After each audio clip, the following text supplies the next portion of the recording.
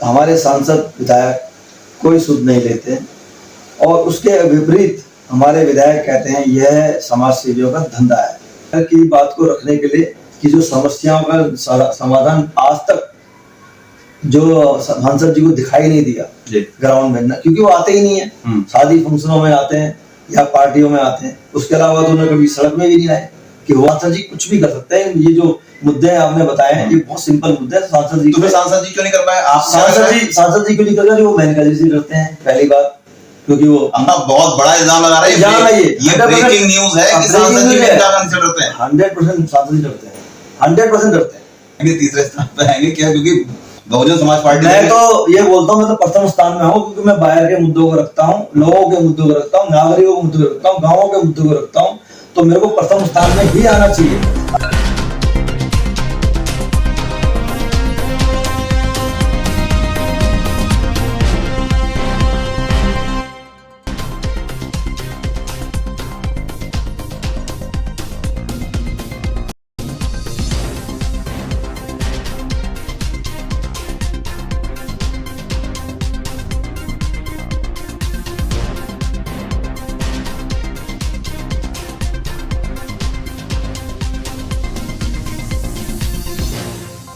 नमस्कार दोस्तों, एनसीआर खबर के प्राइम टाइम में आज आपका स्वागत है। चुनावी दौर में लगातार हर पार्टी से कई प्रत्याशी खड़े हो रहे हैं, लगातार हम आपको लोगों के बारे में बता रहे हैं। इसी कड़ी में आज हमारे साथ भारतीय राष्ट्रीय जनसत्ता नाम की पार्टी के उम्मीदवार नरेश नौटियाल जी हैं। नरेश जी, स्वागत है आपका।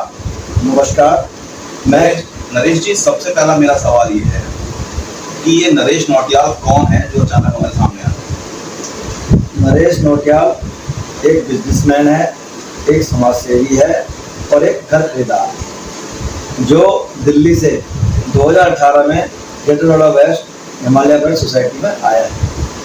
ओके, आपने कहा आप एक बिजनेसमैन है, एक समाजसेवी हैं और एक होम बायर हैं, लेकिन अचानक इन तीन कैटेगरी के बाद आप चौथे कैटेगरी में आ गए। अब आप राजनेता बनने की तैयारी आपने शुरू कर दी, तो ये चुनाव लड़ने का जो आपके मन में विचार आया है ये कैसे आ गया? पिछले 10 साल से राजनीतिक में आने का मेरा कोई विचार नहीं था। पिछले 10 साल से मैं यहाँ होम बायर को देख रहा हूँ जो पीड़ित हो रहे हैं, और एक मूर्ति 4 मूर्ति यहाँ तक की सोसाइटियों में धरना प्रदर्शन चलता रहता है और हमारे सांसद विधायक कोई सुध नहीं लेते और उसके विपरीत हमारे विधायक कहते हैं यह समाज सेवियों का धंधा है। बस यही मेरे मन को चोट लगी और मेरा मन इनके इस अहंकार रूपी जो इन्होंने स्टेटमेंट दिया समाज सेवियों के प्रति, उसको मैंने बताने के लिए भी हम धंधा नहीं करते भाई, हम तो लोग जनमानस के कार्य कर रहे हैं और यह कार्य इनको करना था, उस कार्य को हम कर रहे हैं। और इसी को देखते हुए मेरे को मेरे भाइयों ने, मेरे परिवार के सदस्यों ने, मेरे उत्तराखंड के भाई बंधुओं ने और मेरे सोसाइटी के लोगों ने कहा आप राजनीति में आए और इन समस्याओं का निवारण करें। मैंने ठीक है जी, राजनीति अगर ऐसे ही आना है ठीक है। फिर गाँव वालों से मैंने पूछा, अगल बगल गाँव वालों ने बोला जी यहाँ समस्या है, जल भराव रहता है, तो अगर यहाँ कोई सही व्यक्ति आ जाए जो वाकई में यहाँ काम करे तो उसके लिए आप आइए, हम आपका स्वागत करते हैं।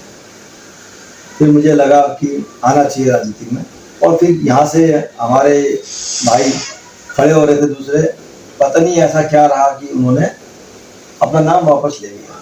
जैसे ही उन्होंने अपना नाम वापस लिया उसके अगले दिन मैंने पर्चा दाखिल कर दिया। तो आप ये कहना चाह रहे हैं कि चूंकि लोगों का दबाव था, लोग परेशान हैं, यहाँ पर वर्तमान जो यहाँ के जनप्रतिनिधि हैं उनकी नाकामी के चलते लोगों ने आपको प्रोवोक किया, लोगों ने आपसे कहा कि आप चुनाव लड़िए, और जो एक अन्य समाज सेवी थे जिनके बारे में चर्चा चल रही थी कि वो चुनाव लड़ेंगे और उन्होंने नाम अपना नहीं, बाद में उन्होंने विड्रॉ कर लिया, तो आपने चुनाव लड़ा। बिल्कुल वही है, वजह वही है, क्योंकि ये मैसेज जाना चाहिए सांसद साहब को कि भाई आप जब जनमानस की नहीं सुनेंगे तो एक साधारण घर खरीदार भी आपके सामने खड़ा हो सकता है और आपको चुनौती दे सकता है। हार जीत हमारा मकसद नहीं है, हम सिर्फ सिद्धांत की लड़ाई लड़ रहे हैं कि हमारी सुध लीजिए सरकार, हमें जो हमारी सुविधाएं हमें दीजिए, इन बिल्डिंगों की सुरक्षा किस जिम्मेदारी दीजिए, और जिम्मेदारी हमारे को होनी भी चाहिए। अगर कल बिल्डिंगों में आग लगती है, लिफ्ट गिर रही है, या बिल्डिंग का कोई लेंटर गिर जाता है, किसी को कुछ मिसहैपनिंग होती है, उसकी जिम्मेदारी किसकी है? सारी जिम्मेदारी बाहर की है। तो सरकार क्या कर रही है? सिर्फ हम टैक्स लेने के लिए हम हैं, या हम पेमेंट देने के लिए हैं, बैंक हमसे EMI लेता रहे, बस इसके लिए हम हैं क्या? लेकिन नोटियाल जी, सवाल ये है कि क्या अगर आपकी समस्याओं को सरकार ने सही आपके हिसाब से समय से उनका हल नहीं निकाल पाई है, तो आप सब लोग क्या अलग अलग लोग चुनाव लड़ने खड़े हो जाएंगे? हर समस्या भी इसी बात पे खड़ा हो जाएगा तो लोकतंत्र का मजाक नहीं बन जाएगा? ये लोकतंत्र का तो देखो मजाक बना ही दिया गया है, क्योंकि आप ये मैं 8 साल से कर रहा हूँ, ये नहीं कि मैंने एकदम डिसीजन लिया है। पिछले 8 साल से लगातार पेपरों में मैं रहा हूँ, डॉक्यूमेंट्स में मैं रहा हूँ, मेरे लेटर बाकायदा गवर्नमेंट के पास जाते रहे हैं। PMO ने उसको संज्ञान लिया है, PMO ने संज्ञान लेके योगी जी को संज्ञान में दिया है, योगी जी ने भी संज्ञान लिया है। तो मोदी जी, योगी जी ने जो, लेकिन ठीक है, आपके पेपर्स नहीं लग रहे थे, सारी बातें हो रही थी, सांसद का चुनाव लड़ने की आपको क्या पड़ी? क्योंकि जब अधिकारी जवाब ही घुमा फिरा के दे रहे हैं तो उसका जवाब हम क्या किससे लेंगे? फिर हम सरकार से तो जवाब मांगेंगे। लेकिन इतने महत्वपूर्ण दौर में जब बीजेपी अब की बार 400 पार की बात कर रही है, मोदी के नाम पे चुनाव लड़ रही है, तो आप जो ये कह रहे हैं कि आप फ्लैट बायर्स के दुख के लिए लड़ रहे हैं, उनके लिए जो कह दिया गया कि ये धंधा है, इस पे लड़ रहे हैं, आपको लगता है आप जीत भी पाएंगे? बात जीत हार की नहीं है, और हम ये कहना चाहते हैं सांसद जी को, आप मोदी जी, योगी जी के नाम से लड़ते हैं, आप अगर उनके नाम से लड़ते तो उनकी तरह काम भी कीजिए। अगर मोदी जी अपना रिपोर्ट कार्ड 10 साल का दिखा रहे हैं, उस तरह आप भी दिखाइए ना। आपने क्या किया 10 साल में, और कौन सा कार्य किया? जो भी आपने रिबन काटे हैं वो अथॉरिटी का काम है, वो जो रेगुलर होना है, वो कोई आपने नहीं किया। आप अपने बताओ, आपने जो सांसद निधि का 10 साल का जो फंड है, वो फंड आपने कहाँ लगाया? उसकी क्या आपने उसका यूज किया है? कौन सा आपने हॉस्पिटल बनाया?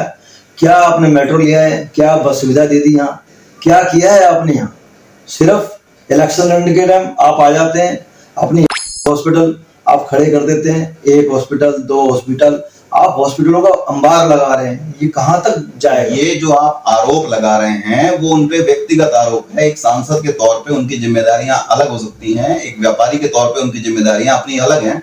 क्या वो जन सेवा करते करते अपने काम धंधे को बंद कर देंगे आपके हिसाब से? मेरा यह मानना है, अगर एक समाज सेवी और एक नेता अगर आता है तो वो समाज के लिए आता है। अगर वो व्यापार कर रहा है और वो इस हद तक व्यापार कर रहा है कि उसके हॉस्पिटल पे हॉस्पिटल बन रहे हैं, तो वो समाज सेवा नहीं कर सकता। ये मेरा मानना है। मैं खुद बिजनेसमैन हूँ, अगर मैं बिजनेस में अपना ध्यान दूंगा तो मैं समाज सेवा नहीं करूंगा। यही हो रहा है कि समाज सेवा नहीं हो रही है, बिजनेस डेवलप हो रहा है। तो आप ये कहना चाह रहे हैं कि अगर आप अब राजनीति में उतरेंगे तो आप बिजनेस नहीं करेंगे? बिल्कुल नहीं करूंगा। मैं पूरा समय सेवा, समाज सेवा को दूंगा और 100% दूंगा। आप उसका मेरा रिपोर्ट कार्ड देख लेना जी। अगर कुछ भी एक भी मेरा बिजनेस से इनकम आ जाए, जो मर्जी आप कहना, पूरा समाज को समय दूंगा। नरेश जी, लोगों का कहना है कि गौतम बुद्ध नगर को एक नया केजरीवाल मिलने जा रहा है। जिस तरीके से बातें वो करते थे उसी तरीके से बातें आप कर रहे हो। वो भी कहते थे कि मैं गाड़ी नहीं लूंगा, मैं ये नहीं करूंगा, वो नहीं करूंगा। आप भी अब सांसद जी के सामने कह रहे हैं कि मैं राजनीति में आ जाऊंगा तो मैं बिजनेस नहीं करूंगा। क्या देश के इस जिले को, इस लोकसभा सीट को एक केजरीवाल मिल गया? नहीं, फिर आपने शायद मेरे ना तो ट्वीट देखे ना मेरे कभी विचार देखे। मैं 100% मोदी हूँ। मोदी का मतलब कोई व्यक्तिगत व्यक्ति नहीं है। मोदी का मतलब है कर्मठ, कार्य करने वाला और संघर्ष करने वाला व्यक्ति जो दिन रात कार्य करे, वही मोदी है। मोदी एक व्यक्ति का एक पहचान है, और वो पहचान मैं खुद में हूँ। मैं ही मोदी हूँ। मैं यहाँ का होम बायर के लिए मोदी हूँ, उन्हीं के लिए ही खड़ा हुआ हूँ। तो आप ये कह रहे हैं कि आप ही मोदी हैं, तो फिर मोदी जी की पार्टी के साथ क्यों नहीं मिल गए आप? क्यों आप अलग लड़ रहे हैं उनसे? विचारधारा मोदी जी की और मेरी एक है, पार्टी की विचारधारा एक है। बस फर्क यह है कि वो जो सीट देते हैं, हमारे उत्तराखंड की अभी एक, मैं नाम नहीं लेना चाहता, नारी शक्ति का, उसका इस बार था, उसको नहीं टिकट दिया गया। क्यों नहीं दिया गया, मैं मोदी जी से क्वेश्चन करना चाहता हूँ, फिर मुझे जरूरत नहीं थी खड़े होने की। ठीक है, सवाल पे हम वापस यहाँ पर आते हैं, गौतम बुद्ध नगर पे, कि आपके पास जो मुद्दे हैं, यहाँ के जो लोगों के मुद्दे हैं, आपको पता भी हैं या आप सिर्फ ऐसे ही खड़े हो गए? बातें तो आपने बहुत बना ली हैं अभी। नहीं, बातें कुछ नहीं है। मैं भी डॉक्यूमेंटेड हूँ। अगर मेरे ट्विटर के हैंडल पे कौन से 5 मुद्दे हैं जिन पे आप बात करना चाहते हैं यहाँ पर? सबसे पहले तो मैं कहना चाहता हूँ कि जो बिल्डिंग ये बन रही है कंक्रीट की, इनका ऑडिट होना चाहिए कि इसकी ताकत कितनी है और कितने ये भूकंप झेल लेंगी या कब तक इसकी लाइफ है। क्योंकि 99 ईयर की लाइफ तो ये बोलते हैं और 9 डिग्री तक का भूकंप का ये बताते हैं, तो उसकी जांच होनी चाहिए। ठीक है। दूसरा मुकदमा ये जो रजिस्ट्री नहीं हो रही है इन लोगों की, क्यों नहीं हो रही है उसके पीछे कारण जानना चाहिए। लेकिन सरकार कह रही है रजिस्ट्री तो हो रही है, हमने अमिताभ कांत की रिपोर्ट लागू कर दी, होते होते तो होंगी रजिस्ट्री, ऐसे क्या सोचेंगे? नहीं, अमिताभ कांत की जो रिपोर्ट वो कह रहे हैं वो तो बायर ने लड़ाई लड़ी है सुप्रीम कोर्ट की, उससे आया है जवाब, कोई सरकार ने वो कार्य नहीं किया। सांसद जी ने ऑन रिकॉर्ड कैमरे पे कहा कि उनके कहने के बाद अमिताभ कांत की रिपोर्ट आई, आप कह रहे हैं कि बायर ने सुप्रीम कोर्ट पे केस किया, उसके द्वारा इसका फैसला आया, ऐसा कुछ नहीं है। और वो तो रिपोर्ट जो है वो भी एक छलावा है। 25% पेमेंट भी बिल्डर अगर नहीं दे रहा, समझ लेना चाहिए कारण क्या है, उस कारण को पहले देखना चाहिए ताकि जड़ से वो चीज समस्या का समाधान। तो 25% का क्लॉज तो अथॉरिटी ने डाला, सांसद जी का क्या कसूर है? क्यों नहीं है सांसद जी का कसूर? सिस्टम में वो बैठे हुए हैं, देखें क्या प्रॉब्लम क्या है, उनको अधिकारियों को बोले। ठीक है, तीसरे पॉइंट पे आते हैं। तीसरा मुद्दा क्या है? तीसरा मुद्दा ये है, अब क्या कहते हैं, जितनी भी ये मेंटेनेंस है सोसाइटी की, वो मेंटेनेंस क्या वाकई में कर रहे हैं, और जो उसके अंदर रह रहे हैं हमारा कोई इंश्योरेंस है? अगर उस मेंटेनेंस में से कुछ पैसे 100 रुपए और हर व्यक्ति का इंश्योरेंस हो जाए, तो आप ये कहना चाहते हैं कि अगर आप इंश्योर तो आप लोगों को मेंटेनेंस में से इंश्योरेंस बिल्कुल 100% उस मेंटेनेंस में से व्यक्ति की इंश्योरेंस होगी, ताकि उसकी लाइफ सेव हो, कल आग लगे तो उसका खर्चा उस मेंटेनेंस इंश्योरेंस से मिल जाए, बिल्डिंग से गिरे कुछ हो तो उसका इंश्योरेंस मिले, ये सब खर्चे उससे आए, लिफ्ट गिरे उसका इंश्योरेंस हो, उससे उसको खर्चा मिले। क्योंकि क्या हो रहा है, सारा कुछ तो यहाँ बाहर की जिम्मेदारी अपनी हो गई है। ठीक, ये सब ठीक है। चौथा मुद्दा क्या है आपका? चौथा मुद्दा आप देख रहे हो, यहाँ ना तो मेट्रो है ना तो बस है, आम आदमी के जाने आने की सुविधाओं में दिक्कत हो रही है। इसको गवर्नमेंट ने बिल्कुल संज्ञान में नहीं लिया है। पिछले 8-10 सालों से किसी भी सांसद, किसी भी व्यक्ति ने इस कार्य को नहीं किया।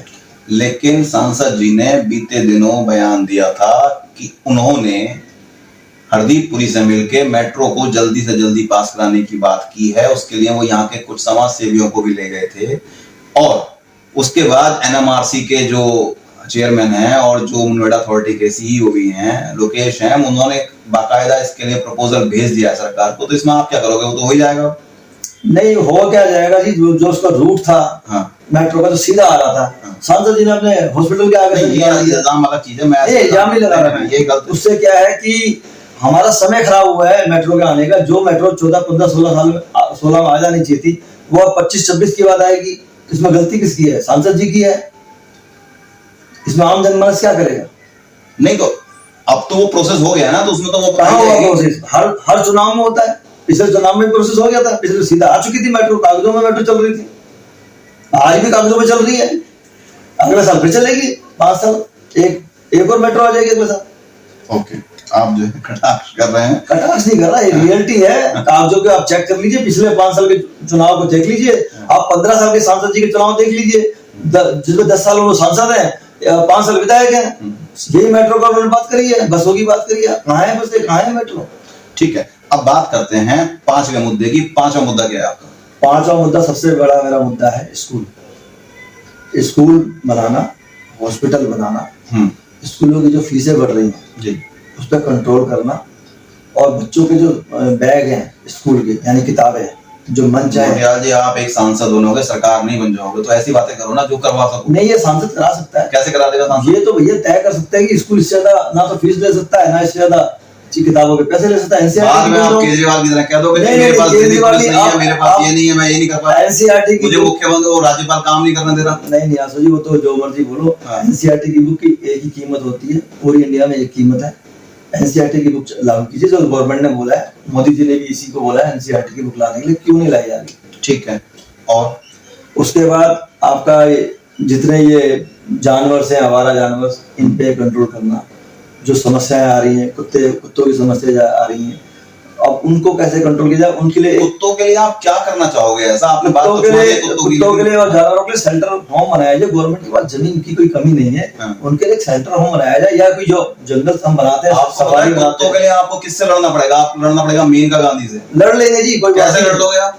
कोई बात नहीं जी, मेनका गांधी जी को भी हम यही समझाएंगे जी, आप या तो कुत्तों के बीच में आप रह लो, आप रह सकते हो तो रह लो इन कुत्तों के बीच में, 2 दिन मेनका गांधी रह के दिखा दें कुत्तों के बीच में। भाई वो तो रहती है उनके घर पे, आप देखो। अरे वैसे वो उन्होंने पालतू कुत्ते रखे, मैं आवारा कुत्तों की बातें कर रहा हूँ, पालतू कुत्तों से मेरे कोई वो नहीं है, कोई बात नहीं, जानवर पालते हैं लोग, वो खुद अपने मेंटेन करते हैं, पर आवारा कुत्तों को कोई मेंटेन नहीं करता।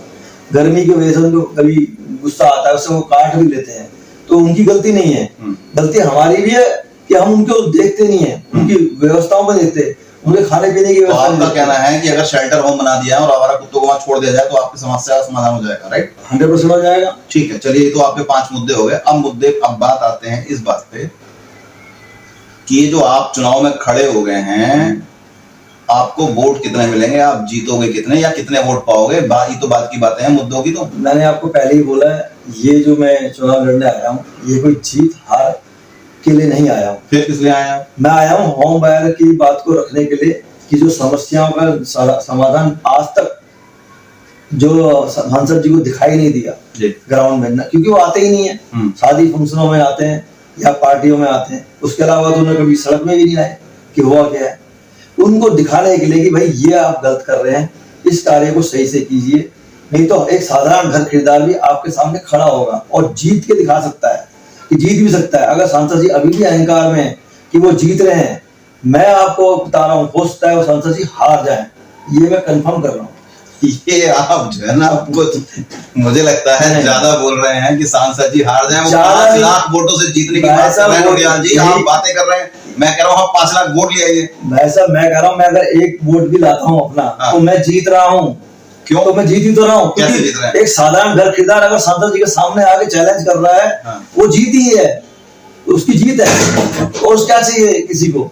अगर हम उनको समझाना चाह रहे हैं कि ये गलती है, मैं सारी लड़ाई मुद्दों की कर रहा हूँ। फ्लैट बायर्स की जिनकी आप बातें कर रहे हैं, या ये जो कुत्तों वाली बातें कर रहे हैं, या जो मेट्रो वाली बातें कर रहे हैं, आपने जनता के मुद्दों को पकड़ लिया, आप उनके लिए कोई समाधान तो ला नहीं रहे हैं। मुझे लगता है आप उनका फायदा उठाना चाह रहे हैं, उनके नहीं, 100 सांसद जी जो भी होते हैं ये 100% कर सकते हैं। सांसद जी का जस्ट एक कार्य में थोड़ा दिक्कत आती है, स्कूल और ये जो तुम हॉस्पिटल बनाना है, इस पे थोड़ा ऊपर से मंत्रालय से लेना होता है, बाकी तो सांसद जी कुछ भी कर सकते हैं। ये जो मुद्दे आपने बताए हैं, ये बहुत सिंपल मुद्दे हैं। सांसद जी क्यों नहीं कर पाए? आप सांसद जी क्यों नहीं कर रहे? वो मेनका जी से करते हैं, पहली बात, क्योंकि वो बहुत बड़ा इल्जाम लगा रहे हैं। ये ब्रेकिंग न्यूज है कि सांसद जी मेनका गांधी से डरते हैं। 100% सांसद जी डरते हैं, 100% डरते हैं। नहीं तो दोबारा से उनको टिकट देने का क्या मतलब था, जो त्राहिमाम हो रहा है। तो सांसद जी ने थोड़ी टिकट दिया, वो तो खुद उनके बराबर टिकट में बैठी हुई है। नहीं, खुद सांसद जी के लिए त्राहिमाम हो रहा था, सांसद जी को भी टिकट दिया गया, क्यों नहीं हमारे उत्तराखंड की बेटी को टिकट दिया गया? नारी शक्तिकरण की बात करी जाती है बीजेपी में, क्यों नहीं दिया जाता महिलाओं को अधिकार? तो आपका कहने का मतलब है कि आप वोट ले लेंगे, कितने लोगों से आप मिल रहे हैं, लोग क्या चल रहा है आपका प्रचार? मैं प्रयास कर रहा हूँ, जितने भी मेरे भाई बंधु हैं और जो इस सोसाइटी के लोग हैं, उनको मैं समझाने का प्रयास कर रहा हूँ सोशल मीडिया के थ्रू भी। कितनी सोसाइटी के लोगों से मिले अभी तक? मैं कम से कम इस समय 50 सोसाइटी के लोगों को मिल चुका हूँ। अच्छा। और सबको समझाने की कोशिश कर रहा हूँ कि हमारे को थोड़ा बंधन में रखा गया है। आप देखो, ये लोकतंत्र में हम जो देखते थे पहले, मेरे देश की धरती, ऐसे गाने हम सुनते थे, सड़कों में चलते थे लोग। भी गानों से राजनीति नहीं होती। गानों से नहीं, कहने का मतलब ये है कि आप सोचिए, लोकतंत्र का पर्व चल रहा है, कहीं पता चल रहा है कौन खड़ा है? कहने का मतलब वो सब क्या सिस्टम है, खाली एक ही व्यक्ति दिखाई दे। नोटियाल जी, बात को मीडियम बदल गए हैं, तरीके बदल गए हैं। कोई मीडियम नहीं बदला है। मैं आज सांसद प्रत्याशी के लिए खड़ा हुआ हूँ, उसके सिस्टम को समझ रहा हूँ, मैं डीएम ऑफिस के धक्के खा रहा हूँ, इसलिए मुझे पता चल रहा है क्या हो रहा है और क्या नहीं हो रहा, क्योंकि जो मैं फेस कर रहा हूँ मैं तो बता सकता हूँ ना। अच्छा, आप मुझे ये बताइए, क्या पता क्या हो रहा है? आप मुझे ये बताइए, आप दूसरे स्थान पे आएंगे, तीसरे स्थान पे आएंगे क्या? क्योंकि बहुजन समाज पार्टी, मैं तो ये बोलता हूँ, मैं तो प्रथम स्थान में हूँ, क्योंकि मैं बाहर के मुद्दों को रखता हूँ, लोगों के मुद्दों को रखता हूँ, नागरिकों के मुद्दों को रखता हूँ, गाँवों के मुद्दों को रखता हूँ, तो मेरे को प्रथम स्थान में ही आना चाहिए। अगर फिर भी मैं प्रथम स्थान में नहीं आया, तब भी मेरी जीत है, क्योंकि मैं आया ही उनके मुद्दों के लिए हूँ, मैं कोई राजनीति के लिए नहीं आया हूँ।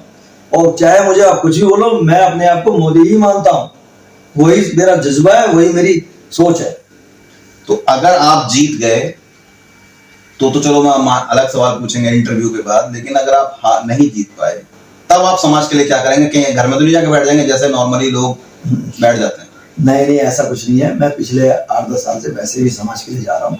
ये इलेक्शन से मेरा कोई वो कार्य रुकने वाला नहीं है। जो मैं अपनी लड़ाई कागजों में कर रहा हूँ उसे लगातार रखूंगा। हाँ, उस तक हाई कोर्ट सुप्रीम कोर्ट की तरफ मैं मूव कर जाऊँ, क्योंकि सिस्टम घूम फिर के वही आ जाता है। पर वह कभी नहीं होगा कि मैं हारूं या जीतूं और उन लोगों को छोड़ दूं। आप अगर 15 सेकंड में वोट मांगने के लिए क्या कहना चाहेंगे दर्शकों से? दर्शकों से यही कहूंगा कि मैं आपकी आवाज हूँ, आपके दुख हूँ, आपके दर्द हूँ, आपके घर का मालिकाना हक हूँ।